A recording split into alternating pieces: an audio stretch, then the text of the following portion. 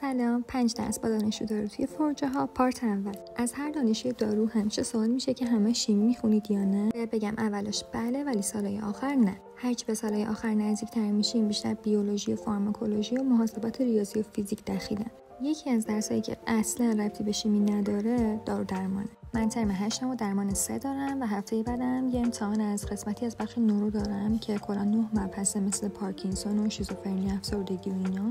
روند این درسی هر بخشی که باشه اینطوری که مثلا یه بیماری مثل پارکینسون رو اول یه توضیح کلی راجع به بیماری میدن، بعد وارد بخش تشخیص بیماری میشیم که البته در اون حدی که پزشکی به شکل تخصصی میخونن نیست، یکی دو درجه پایین‌تر. بعدش مراقبت‌ها و درمان‌های غیر دارویی و دارویی رو توضیح میدن که این قسمت خیلی تخصصی تر از پزشکی بررسی میشه. از نحوه اثرگذاری و تجویز دوز توی سنین مختلف بگیر تا تداخلات عوارض همه کامل بررسی میشه و تو باید 100 بار مرور کنی تا یادت بمونه.